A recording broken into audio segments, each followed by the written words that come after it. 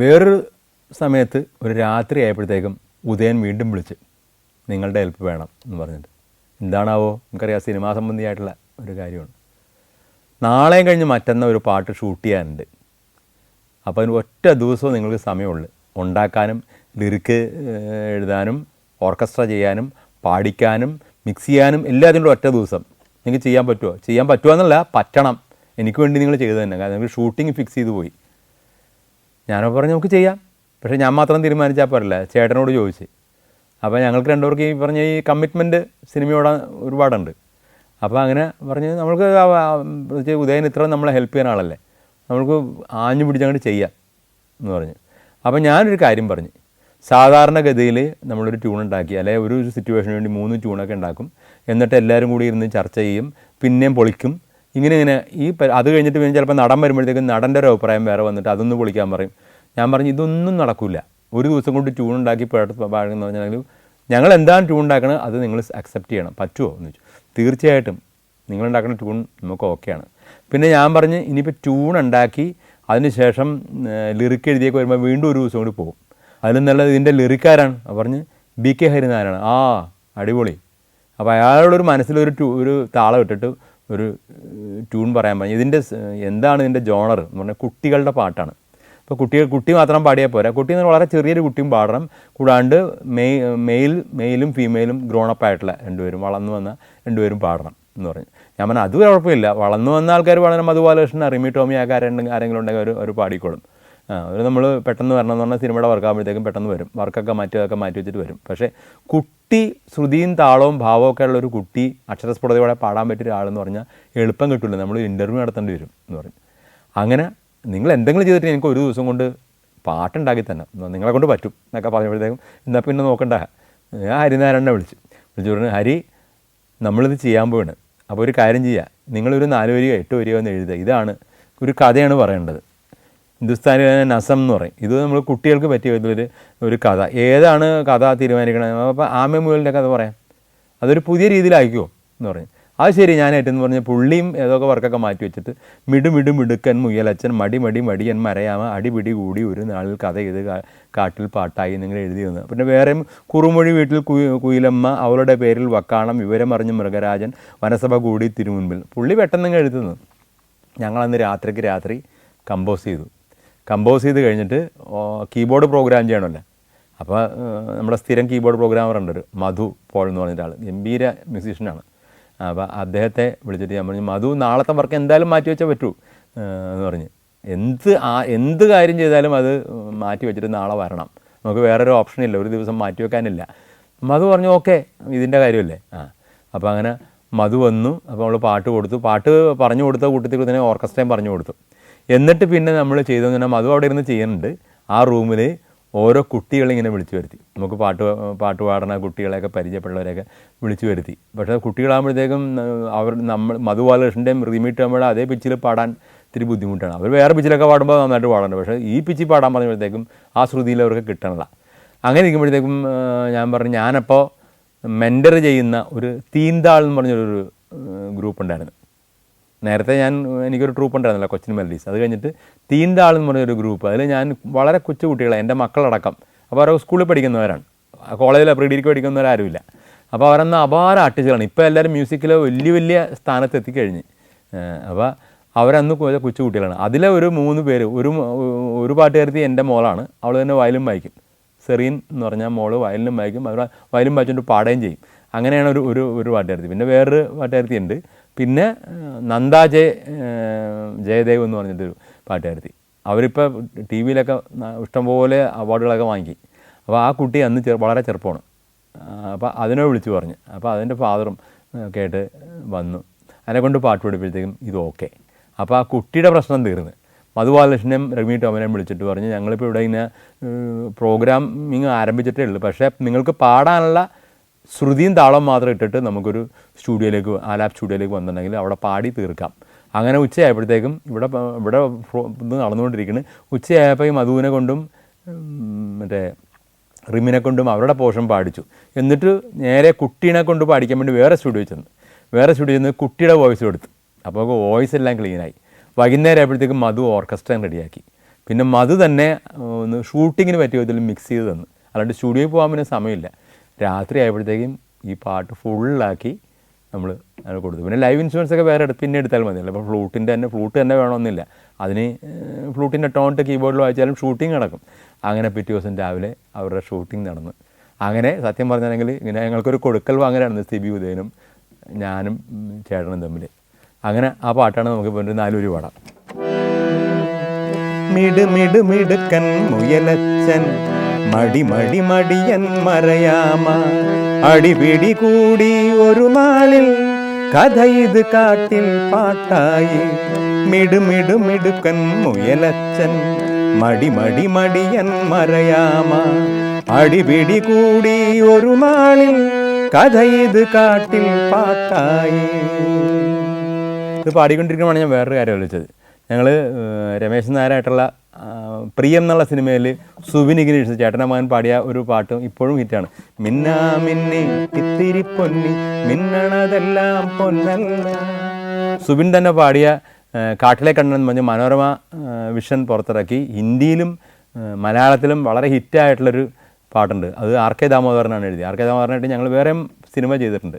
അപ്പോൾ ഒത്തിരി lyric റൈറ്റർമാരായിട്ട് work ചെയ്യാൻ പറ്റിയിട്ടുണ്ട്.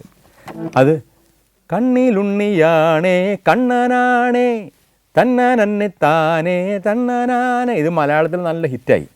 അതിനുശേഷം അവർ ഹിന്ദിയിൽ പിടിച്ചപ്പോഴത്തേക്കും നിങ്ങൾ തന്നെ മ്യൂസിക് ചെയ്താൽ മതി. ഹിന്ദി ഓൾ ഇന്ത്യ അന്ന് ദൂരദർശൻ്റെ വർക്കായിരുന്നത്.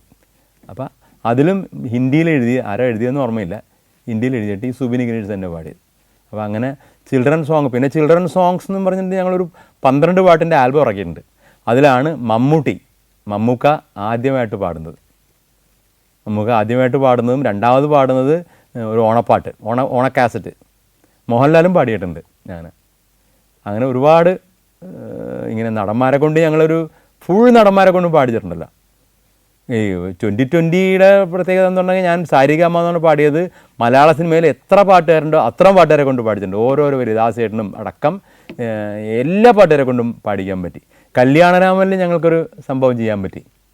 അപ്പോൾ അതെന്താണെന്ന് വെച്ചിട്ടുണ്ടെങ്കിൽ ലാലും ഷാഫിയും കൂടി പറഞ്ഞ് നമുക്കൊരു പാട്ട് സിറ്റുവേഷൻ ഉണ്ട്, അത് പാട്ടായിട്ട് കൂട്ടണ്ട, പക്ഷേ ഫോക്ക്, അത് പാടുന്നത് പാട്ടുകാരൊന്നുമല്ല, ഈ സിനിമയിലും അല്ലാത്തവരുമായിട്ടുള്ള എല്ലാ നടന്മാരും പാടണം. അങ്ങനെയാണ് ഒന്നാം മല കയറി പോകണ്ടേ അവന് തുടങ്ങിയത്. ഓരോ വരിയും ഓരോ നടന്മാരാണ് പാടുന്നത്. എല്ലാവർക്കും താളം ഉണ്ടല്ലോ. ഇന്നത്തൊക്കെ ആണെങ്കിൽ താളമൊക്കെ മാറിയാലും അങ്ങോട്ടും അഡ്ജസ്റ്റ് ചെയ്തൊക്കെ മാറാം. അന്ന് അങ്ങനെയൊന്നും പറ്റില്ല. എന്ത് പാടുന്നു അത് നമുക്ക് റെക്കോർഡ് ചെയ്യാനേ പറ്റുള്ളൂ. അപ്പോൾ പക്ഷേ അത് വളരെ കൃത്യമായിട്ട് അവരെല്ലാവരും പാടി തന്നു. മാത്രമല്ല അതിന് ഒരു ഇൻസ്ട്രുമെൻറ്റും പാടില്ല എന്ന് പറഞ്ഞു. ഇൻസ്ട്രുമെൻ്റ് എന്താണെന്ന് പറഞ്ഞിട്ടുണ്ടെങ്കിൽ നിങ്ങളുടെ വീട്ടിലുള്ള ഉരുളിയും കയ്യിലും കലവും ഇതെല്ലാം കൊണ്ടുപോകും, എന്നിട്ട് എല്ലാം കൂടി വെച്ചിട്ട് ഇങ്ങനെ അടിച്ചാൽ മതി എന്ന് പറഞ്ഞു. അങ്ങനെയാണ് ഞങ്ങളത് അടിച്ചിട്ട്, അത് വിനോദ് എന്ന് പറഞ്ഞാൽ എൻ്റെ സൗണ്ട് എഞ്ചിനീയർ അതൊരു നല്ലൊരു റിതം പാറ്റേൺ ആക്കി തന്നു. അങ്ങനെ വേറെ കീബോർഡോ ഫ്ലൂട്ടോ ഒരു സാധനമില്ല. അങ്ങനൊരു പാട്ടും ഞങ്ങൾക്ക് ചെയ്യാനുള്ളൊരു ഭാഗ്യം കിട്ടിയിട്ടുണ്ട്. അപ്പോൾ അവർക്കൊക്കെ വലിയ സന്തോഷമായി. ഞങ്ങൾ പാട്ട് റെക്കോർഡ് ചെയ്യണം, ഇന്നസെൻ്റ് ചേട്ടനായാലും എല്ലാവരും അവിടെ അതിൽ അഭിനയിച്ചവരും അല്ലാത്തവരുമായിട്ടുള്ള എല്ലാവരും പാടി.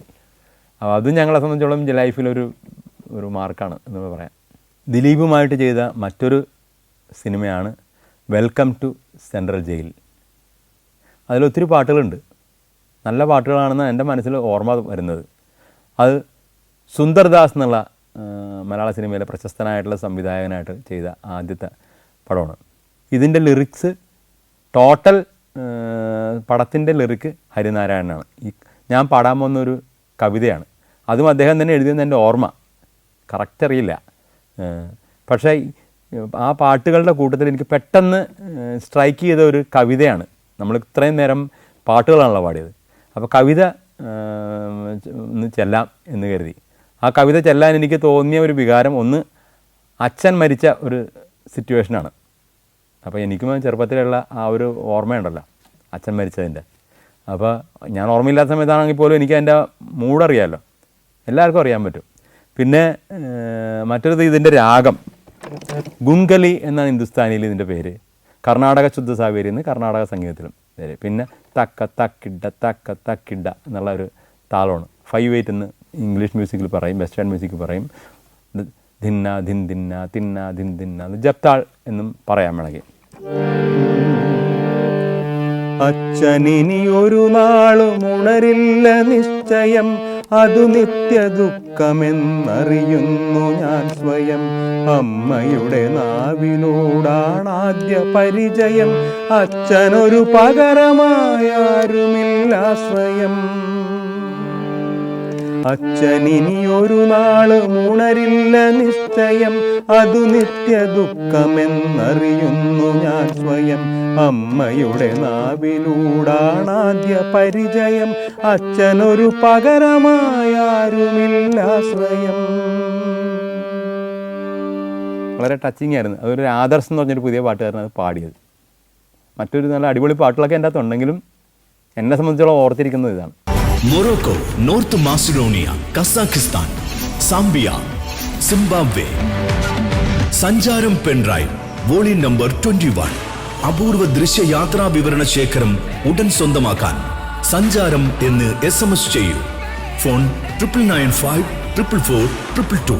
ഒരു ദിവസം സംവിധായകൻ ബാലചന്ദ്രകുമാർ ചേട്ടൻ്റെ വീട്ടിൽ വന്ന് എന്നെ വിളിച്ചു എന്ന് പറഞ്ഞ് നമുക്കൊരു തമിഴ് സിനിമ ചെയ്യണം. സന്തോഷമായി. 6 പാട്ടുണ്ട്, അടിപൊളി പാട്ടുകൾ എന്ന് പറഞ്ഞാൽ മെലഡിയും ക്ലാസിക്കലും എല്ലാ വെറൈറ്റിയും അതിൻ്റെ അകത്ത് വേണം, തമിഴിലൊരു സംഭവമായിട്ട് മാറ്റണം എന്നൊക്കെ പറഞ്ഞ് നമ്മൾ റെഡി, നമ്മുടെ ജോലിയല്ലേ ഇത് എന്ന് പറഞ്ഞ് ഞങ്ങൾ സിനിമ. അപ്പോൾ അതിൽ ലിറിക്ക് വിവേക് എന്ന് പറഞ്ഞാൽ റണ്ണൊക്കെ ചെയ്തിട്ടുള്ള ഒരുപാട് പിറ്റ് പാട്ടുകളും ഒക്കെ ചെയ്ത് അവാർഡൊക്കെ തമിഴ്നാട്ടിൽ വാങ്ങിച്ചിട്ടുള്ള ഒരു വലിയ റൈറ്ററാണ് എന്ന് പറഞ്ഞു. നമുക്ക് സന്തോഷമായി. അപ്പോൾ ഞങ്ങൾ കുറച്ച് ട്യൂണൊക്കെ ഉണ്ടാക്കി. എന്നിട്ട് കോവളത്തെ പ്രശസ്തമായിട്ടുള്ള ഹോട്ടലിൽ, ബീച്ച് ഹോട്ടലിലാണ് ഇതിൻ്റെ കമ്പോസിങ് നടക്കുന്നത്. ഞങ്ങളവിടെ കൊണ്ടുപോയി രാവിലെ തന്നെ ഒരു സിറ്റുവേഷൻ പറഞ്ഞു. സിറ്റുവേഷനൊക്കെ നേരത്തെ വന്നിട്ടുണ്ടായിരുന്നു. അപ്പോൾ വിവേകും അവിടെ അടുത്തിരിപ്പുണ്ട്. അപ്പോൾ ഞങ്ങളതിൻ്റെ ട്യൂൺ മൂളി. അപ്പോൾ പറഞ്ഞ് ഈ സിറ്റുവേഷൻ എന്ന് പറഞ്ഞിട്ടുണ്ടെങ്കിൽ തമിഴ്നാട്ടിലെ അന്ന് തന്നെ എന്തോത്രം 33 ജില്ലയായിട്ടുണ്ട്. 33 ജില്ലയെ കൂടി കണക്ട് ചെയ്ത് പോകുന്ന ആ ജില്ലയുടെ പേരും ആ ജില്ലയുടെ, ഇപ്പോൾ ഉദാഹരണത്തിന് കാഞ്ചീപുരം ജില്ല, കാഞ്ചീപുരം പട്ടിൻ്റെ ജില്ലയാണ്. അപ്പോൾ കാഞ്ചീപുരം പട്ട് പോലെ നീ അങ്ങനെയാണെന്ന് പറഞ്ഞിട്ട് റൊമാൻറ്റിക് ആയിട്ടാണ് എഴുതേണ്ടത്. അപ്പോൾ അതിന് ഈ ട്യൂണിൽ പറ്റൂല. ഒരു 2 ചരണവും ഒരു പല്ലവി തന്നാൽ പറ്റില്ല. ഞാനിത് എഴുതിക്കൊണ്ട് വന്നിട്ടുണ്ട്, നിങ്ങൾക്ക് ചെയ്യാൻ പറ്റുമോ എന്ന് ചോദിച്ച്. നിങ്ങൾക്ക് സമയം തരാം, എത്ര വേണമെങ്കിലും സമയം തരാമെന്ന് പറയും. അപ്പോൾ ഉടനെ തന്നെ പുള്ളി മലയാളത്തിലാണോ ഇംഗ്ലീഷിലാണോ, ഇംഗ്ലീഷിൽ എഴുതിയിട്ടുണ്ട് തമിഴിലും എഴുതിയിട്ടുണ്ട് എനിക്ക്. അപ്പോൾ ഇംഗ്ലീഷിലെ ഞങ്ങൾക്ക് തന്നു. എന്നിട്ട് പറഞ്ഞ് ഞാൻ പോകാം, വൈകുന്നേരം ആകുമ്പോഴത്തേക്കും നമുക്ക് കേൾക്കാം നീന്ന് പറഞ്ഞു. അദ്ദേഹം പോയി. പിന്നെ വേറെയും 5 സിറ്റുവേഷൻ വേറെ ഉണ്ട്. അതിൻ്റെ ട്യൂണൊക്കെ കൊടുത്തപ്പോൾ അദ്ദേഹത്തിന് വളരെ തൃപ്തി. അതൊക്കെ അദ്ദേഹം ഞങ്ങളുടെ അടുത്ത് മേടിച്ചിട്ട് പോയി. എന്നിട്ട് പറഞ്ഞ് ഇതിൽ എൻ്റെ ലിറിക്ക് ചെയ്യും, എന്നാലേ നമുക്ക് ഈ 33 ജില്ലയിൽ കൂടി കവർ ചെയ്യാൻ പറ്റുള്ളൂ. അത് SP ബാലസുബ്രഹ്മണ്യനാണ് മെയിനായിട്ട് പാടുന്നത്. പിന്നെ ഒരു ഗായിക, പ്രശസ്തമായിട്ടുള്ള ഒരു ഗായികയും പാടുന്നുണ്ട്. അപ്പോൾ നമുക്ക് നന്നാക്കണത്, ഈ പാട്ടാണ് അതിൻ്റെ ഹൈലൈറ്റായിട്ട് വരേണ്ടത് എന്ന് പറഞ്ഞു. ശരി, നമുക്ക് നോക്കാമെന്ന് പറഞ്ഞു. അപ്പോൾ അങ്ങനെ അവരൊക്കെ പോയി കഴിഞ്ഞപ്പോഴത്തേക്ക് ഞങ്ങൾ കാപ്പിയൊക്കെ കുടിച്ചിട്ട് പതുക്കെ ഞാനും ചേട്ടനും കൂടി ഇന്ന് ട്യൂൺ ഉണ്ടാക്കാൻ തുടങ്ങി. ട്യൂൺ ദൈവാധനത്തിന് വളരെ പെട്ടെന്ന് തന്നെ വന്നു. ഒരു സ്പാർക്ക് തുടങ്ങി കഴിഞ്ഞാൽ പിന്നെ അറ്റം വരെ അങ്ങോട്ട് വരുമല്ലോ. 3-4 ടൈപ്പ് ട്യൂൺ ഉണ്ടാക്കണം. കാരണം അല്ലെങ്കിൽ 33 ജില്ലയും കവർ ചെയ്യണ്ടേ. ഈ 3-4 ടൈപ്പ് ട്യൂൺ ഒറ്റയടിക്ക് ഇങ്ങോട്ട് വന്നു. കുറച്ച് നേരം കൊണ്ട് തന്നെ അദ്ദേഹത്തെ വിളിച്ചിട്ട് പറഞ്ഞ് ട്യൂൺ റെഡി എന്ന് പറഞ്ഞു. അത് വേണ്ട, നിങ്ങൾക്ക് സമയം എടുത്ത് നിങ്ങൾ പെട്ടെന്നൊന്നും ചെയ്യേണ്ട, എനിക്ക് സമയമുണ്ട്. അപ്പം നിങ്ങൾ പതുക്കെ, അതല്ല നിങ്ങൾ ചെയ്തിട്ട് ഇത് നിങ്ങൾക്ക് പറ്റുമോ എന്ന് നോക്കിയിട്ട് പറ്റില്ല നമുക്ക് വേറെ ചെയ്യാം എന്ന് പറഞ്ഞു. അങ്ങനെ അദ്ദേഹം വന്നു, ഈ ബാലചന്ദ്രകുമാറും വന്ന് ഞങ്ങൾ ഹാർമോണിയം വെച്ചിട്ട് പാടാൻ തുടങ്ങിയപ്പോഴത്തേക്ക് അദ്ദേഹം, ഇതെന്താണ് നിങ്ങൾക്ക് തമിഴ് അറിയാൻ പാടില്ല, എന്നിട്ട് പോലും ഇത്ര കറക്റ്റായിട്ട് എന്ത് രസമായിരിക്കണത്, ഇത് മതി, ഈ ട്യൂണാണ് ഓക്കെ, ഇതിന് പറ്റുക. സിമ്പിൾ ട്യൂണാണെങ്കിലും അതിൻ്റേതായിട്ടുള്ളൊരു ഭംഗി, ഒരു ഒഴുക്കൊക്കെ ഉണ്ടായിരുന്നു. അങ്ങനെ അത് കഴിഞ്ഞ് SP ബാലസുബ്രഹ്മണ്യം എന്നെ ഫിക്സ് ചെയ്ത ശേഷം വിളിച്ചു പറഞ്ഞു. അവർ തന്നെ വിളിച്ചു പറഞ്ഞു. എന്നിട്ട് പറഞ്ഞ് ഇത്രാം തീയതി എപ്പോഴാണ് സൗകര്യം, ഒരു ഡേറ്റ് പറഞ്ഞ്. മദ്രാസിൽ ഞങ്ങൾ പോയി SP ബാലസുബ്രഹ്മണ്യം. അപ്പോൾ അദ്ദേഹം പറഞ്ഞ് ഇനി പുതിയ മ്യൂസിക് ഡയറക്ടർ അതിൻ്റെ പേരിൽ അവർ ഏതൊക്കെ റേഞ്ച് വരെയൊക്കെ ചെയ്തിട്ടുണ്ടെന്ന് നമുക്കറിയാൻ പാടില്ല, എനിക്കൊന്ന് കേട്ട് നോക്കണമെന്ന് പറഞ്ഞു. കേട്ടപ്പോൾ അദ്ദേഹത്തിന് സുഖമായിട്ട് പാടാവുന്ന റേഞ്ചാണ്. പാട്ട് ഇഷ്ടപ്പെടുകയും ചെയ്തു. അദ്ദേഹം പാട്ട് പഠിച്ചിട്ടാണ് വന്നത്. പാട്ട് പഠിച്ചിട്ട് വളരെ പെട്ടെന്ന്, വളരെ ഫാസ്റ്റാണല്ലോ അദ്ദേഹം. പാട്ട് പഠിച്ചിട്ട് വന്നിട്ട് കഴിഞ്ഞിട്ട് ഞങ്ങൾ പറഞ്ഞു ഞങ്ങൾ പോട്ടെ. അപ്പോൾ അദ്ദേഹം ഇങ്ങനെ കെട്ടിപ്പിടിച്ച് പറഞ്ഞു, നിങ്ങളെ ഞാൻ വിടൂല, നിങ്ങളെ ഞങ്ങൾക്ക് ഇവിടെ ആവശ്യമുണ്ട് എന്ന് പറഞ്ഞു. അങ്ങനെ പറഞ്ഞപ്പോഴത്തേക്കും പറഞ്ഞ് ഞങ്ങൾ പോയിട്ട് വരാം എന്നൊക്കെ പറഞ്ഞ് വളരെ സന്തോഷമായിട്ടാണ് പിരിഞ്ഞത്. അല്ലാതെ തന്നെ പലപ്പോഴും ഇതിനു മുമ്പും ഞങ്ങൾ അയച്ചു കൊടുത്ത് പാടിച്ചിട്ടുണ്ട്, ഡിസ്കോ സ്റ്റൈൽ പാട്ടും പറ്റും. പക്ഷേ ഇത് അദ്ദേഹത്തിന് ഭയങ്കര തൃപ്തിയായി. എന്നിട്ട് അദ്ദേഹം ഡയറക്ടറെയും പ്രൊഡ്യൂസറെയും വിളിച്ച് ചോദിക്കും, ഇത് 33 ജില്ലയും കവർ ചെയ്യുന്നൊരു ലവ് സോങ്, അതിൻ്റെ പേരിൽ എനിക്കിത് എല്ലാ ജില്ലയും ഓടിയെടുന്ന് പാടാം, ഇത് തമിഴ്നാടിൻ്റെ ഒരു പാട്ടാണിത്, അതിൻ്റെ പേരിൽ ഇത് എപ്പോഴിറങ്ങണം എന്ന് പറഞ്ഞിട്ട്. പക്ഷേ അതും ഞങ്ങളുടെ കാലക്കേടിന് ഡയറക്ടറും പ്രൊഡ്യൂസറും തമ്മിൽ ചെറിയൊരു പ്രശ്നം ഉണ്ടായി, അത് അവിടെ വെച്ച് നിന്നുപോയി. അല്ലെങ്കിൽ അത് തമിഴിലൊരു നല്ലൊരു ഗ്രിപ്പായിരുന്നു. തമിഴിൽ ഞാൻ നേരത്തെ പറഞ്ഞല്ലേ, തമിഴിലൊരു ഗ്രിപ്പ് കിട്ടിക്കഴിഞ്ഞിട്ടുണ്ടെങ്കിൽ അത് നമുക്ക് നല്ലൊരു ഗ്രിപ്പ് തന്നെയായിരിക്കും, നല്ല മൈലേജ് ആയിരിക്കും. വേറൊരു സണ്ണി എന്ന് പറഞ്ഞൊരു മാളക്കാരൻ ഞങ്ങളുമായിട്ട് വലിയ അടുപ്പം. ആദ്യകാലത്തെ കുറേ പടത്തിൻ്റെയൊക്കെ അദ്ദേഹം സ്ക്രിപ്റ്റൊക്കെ എഴുതിയിട്ടുണ്ട്. അദ്ദേഹം വീട്ടിൽ വന്നു എന്നിട്ട് പറഞ്ഞ് എനിക്കൊരു കന്നഡ പടം കിട്ടിയിട്ടുണ്ട്, നിങ്ങളാണ് എൻ്റെ മ്യൂസിക് ഡയറക്ടർ, അതിനും 6 പാട്ടുണ്ടായിരുന്നു. അപ്പോൾ അത് ഞങ്ങൾക്ക് മാക്സിമം എഫർട്ട് എടുത്ത് നന്നായിട്ട് ഇത് കന്നഡ പടം ഒരു വേറെ അന്യജാതി പടമല്ലേ എന്ന് പറഞ്ഞിട്ട് അങ്ങനെ ആ പടവും ചെയ്ത് അവിടെ റീറെക്കോർഡിങ് ഞങ്ങൾ തന്നെ ചെയ്ത് അതൊക്കെ കഴിഞ്ഞിട്ട് ആ പടം റിലീസായെങ്കിലും ഒട്ടും പരസ്യമില്ലായിരുന്നു. അല്ലെങ്കിൽ ആ ജനങ്ങൾ ശ്രദ്ധിച്ചാൽ കണ്ട ആൾക്കാർ പറഞ്ഞത് നല്ല വലിയ കുഴപ്പമില്ലാത്തൊരു പടവും നല്ല പാട്ടുകളും. ഈ പാട്ടുകളൊക്കെ ഹിറ്റാകണ്ടായിരുന്നു കന്നഡയിൽ നിന്ന്. അതിലും സുബിനൊക്കെ പാടിയിട്ടുണ്ട്, വേറെ മലയാളത്തിലുള്ള പലരും പാടിയിട്ടുണ്ട്, തമിഴിലെ പലരും പാടിയിട്ടുണ്ട്, അല്ല കന്നഡയിലെ പലരും പാടിയിട്ടുണ്ട്. അങ്ങനെ ഒരു ചാൻസ് വന്നതും ഇങ്ങനെ ഒരു നമ്മളെ ഉദ്ദേശിച്ച മൈലേജിലേക്ക് വന്നില്ല. അപ്പോൾ അങ്ങനെ അന്യഭാഷയിൽ പിന്നെ ഹിന്ദി ഇത് ചെയ്തിട്ടുണ്ട്, പരസ്യം ചെയ്തിട്ടുണ്ട്. അത് അവരവിടെ പരസ്യം നന്നായിട്ട് ഉപയോഗിച്ചിട്ടുണ്ടാകും. പിന്നെ പരസ്യത്തിൽ ഞങ്ങൾ ഒരുപാട് ഹിറ്റ് പരസ്യങ്ങൾ ചെയ്തിട്ടുണ്ട്, നിങ്ങളെല്ലാവരും കേട്ടിട്ടുണ്ടാവും. പെണ്ണായാൽ പൊന്ന് വേണം, പൊന്നും കുടമായിടേണം, പത്തരമാറ്റങ്ങൾ തേടാൻ ഭീമതൻ സ്വർണം ചാർത്തിടേണം, ഭീമതൻ സ്വർണം ചാർത്തിടേണം. ആദ്യത്തെ വേർഷൻ ചെയ്ത് ആർ കെ ദാമോദരൻ എഴുതി. അത് വരാനുള്ള കാരണം വെച്ചിട്ടുണ്ടെങ്കിൽ ഞങ്ങളൊരു ഒരാഴ്ചത്തെ പടത്തിൻ്റെ വർക്ക് മദ്രാസിൽ കഴിഞ്ഞിട്ട് നേരെ ട്രെയിൻ കയറാൻ വേണ്ടി പോണ സമയത്താണ് അവിടെ നിന്ന് നാട്ടിൽ നിന്ന് വിളിച്ചിട്ട് പറഞ്ഞു നിങ്ങൾ ട്രെയിൻ കയറല്ലേ, നാളെ നമുക്കൊരു പരസ്യത്തിൻ്റെ പാട്ട് ചെയ്യണം, ഞങ്ങൾ അങ്ങോട്ട് വരുന്നുണ്ട്, ആർ കെ ദാമോദരൻ എഴുതി തന്നിട്ടുണ്ട്, അത് എഴുതിയെടുക്കണം എന്ന് പറഞ്ഞിട്ട് ഞങ്ങൾ എഴുതിയെടുത്ത് ആ രാത്രി ഇരുന്ന് തന്നെ ചെയ്ത ട്യൂൺ 2-3 ട്യൂൺ ചെയ്ത്. അപ്പോൾ ഡയറക്ടർക്ക് ഈ ട്യൂണാണ് ഇഷ്ടപ്പെട്ടത്, പെണ്ണായാൽ പൊന്നു വേണം, അങ്ങനെ ട്യൂണും കൂടി ചെയ്തിട്ടുണ്ടായിരുന്നു. പക്ഷേ ഈ ട്യൂൺ ഇഷ്ടപ്പെട്ട് ഇത് ഉണ്ണിമേനം പാടി ആ പരസ്യം ബമ്പർ ഹിറ്റായി. മാത്രമല്ല ഇപ്പോഴും അതിൻ്റെ വേർഷൻസ് ഇങ്ങനെ ഇറങ്ങിക്കൊണ്ടിരിക്കുകയാണ്. അത് എല്ലായിടത്തും ഇങ്ങനെ ചിലയിടത്തൊക്കെ എഴുതി വെക്കുന്നുണ്ട്, പെണ്ണായാൽ പൊന്നു വേണം എന്ന് പറഞ്ഞിട്ട്. ആർ കെ ദാമോദരൻ്റെ വരികളാണ്. അങ്ങനെ പരസ്യം ഒരു വഴി കൂടി ഇങ്ങനെ നടക്കുന്നുണ്ട്. പിന്നെ ഇൻസ്ട്രുമെൻ്റൽ പരസ്യങ്ങൾ വേറെ ചെയ്യാറുണ്ട്, അതുമൊക്കെ ഹിറ്റ് പരസ്യങ്ങളൊക്കെ ഉണ്ട്. ചെറുപ്പകാലം മുതൽ എനിക്ക് കുറച്ചെങ്കിലും ഉപകരണങ്ങൾ, പല വെറൈറ്റി ഉപകരണങ്ങൾ വായിക്കാനും അത് പഠിക്കാനും, ഒരുപാട് പഠിച്ചിട്ടില്ല, പഠിക്കാണ്ട് തന്നെ ഇങ്ങനെ ഒരു ജന്മസിദ്ധമായ വാസന കൊണ്ട് പ്രോഗ്രാമിനും റെക്കോർഡിങ്ങിനൊക്കെ വായിക്കാൻ ഉള്ള അവസരം ഉണ്ടായിട്ടുണ്ട്. അപ്പോൾ ഞാൻ ആദ്യമേ പറഞ്ഞു ബുൾബുൾ വഴിയായിട്ടാണ് ഞാൻ ബുൾബുൾ എന്നുള്ള ഗുൾബുൾ തരംഗ് എന്നുള്ള ഉപകരണം വഴിയാണ് ഞാൻ മ്യൂസിക് ഫീൽഡിലേക്ക് കയറുന്നത് എന്ന് പറഞ്ഞു.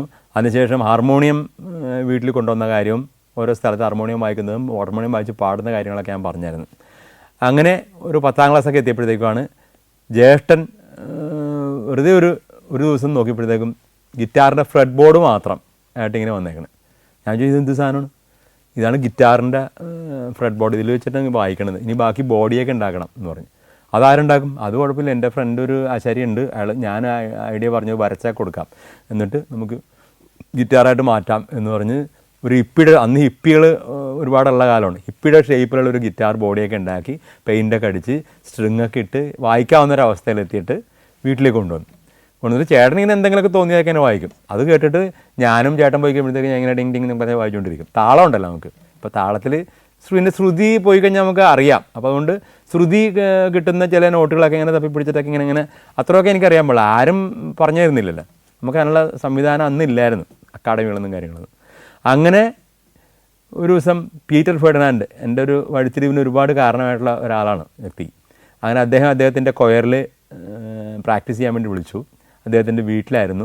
അങ്ങനെ കൊയറിൻ്റെ പ്രാക്ടീസ് ഉച്ചയായപ്പോഴത്തേക്കും കുറേയൊക്കെ കഴിഞ്ഞു. പിന്നെ ഭക്ഷണം എടുക്കാൻ വേണ്ടി അദ്ദേഹം അടുക്കളയിലേക്ക് പോയ സമയം നോക്കി അവിടെ ഒരു ഗിറ്റാർ ഇപ്പുണ്ടായിരുന്നു. അപ്പോൾ ഗിറ്റാർ ഞാനെടുത്തിങ്ങനെ ഈ വീട്ടിൽ നിന്ന് വായിക്കണം, ഒരു ടിങ് ടിങ് ടിങ് എന്നൊക്കെ പറഞ്ഞ് 2 വായിച്ചു. പുള്ളിയെ ശ്രദ്ധിച്ചിട്ട് നിനക്ക് ഗിറ്റാർ വായിക്കുമോ? ഞാൻ പറഞ്ഞു ഗിറ്റാർ വായിക്കില്ല, ഇപ്പോൾ കണ്ടപ്പോൾ ഞാൻ വെറുതെ ഇങ്ങനെ മുട്ടിന്ന് മാത്രമേ ഉള്ളൂ എന്ന് പറഞ്ഞു, എനിക്കൊന്നും അറിയാൻ പാടില്ല അതിനെപ്പറ്റി എന്ന് പറഞ്ഞു. അത് ശരി എന്ന് പറഞ്ഞു, അത്രയും പറഞ്ഞു. അതിനുശേഷം 2 ആഴ്ച കഴിയുമ്പോഴത്തേക്കും പുള്ളിയുടെ കൂട്ടുകാരന്മാരും ചേട്ടനും ഒക്കെ ആയിട്ട് ഇങ്ങനെ വില്യംസും ഒക്കെ ആയിട്ട് വീട്ടിൽ വന്ന് പറഞ്ഞ് നീ ഒരു കാര്യം ചെയ്യണം. ഞാൻ എന്ത് കാര്യമാണ്? കലാഭവനിലേക്കൊന്ന് വരണം. അന്ന് കലാഭവൻ നല്ല ഹൈപ്പിൽ നിൽക്കുന്ന സമയമാണ്. അപ്പോൾ എന്തിനാണ് കലാഭവനിലേക്ക് വരണത്? ഹാർമോണിയം വായിക്കാനാണ്. ഹാർമോണിയം ആണെങ്കിൽ എനിക്ക് വായിക്കാൻ പറ്റും, ഹാർമോണിയം അല്ല വായിക്കണത്, നീ ഗിറ്റാർ വായിക്കണം.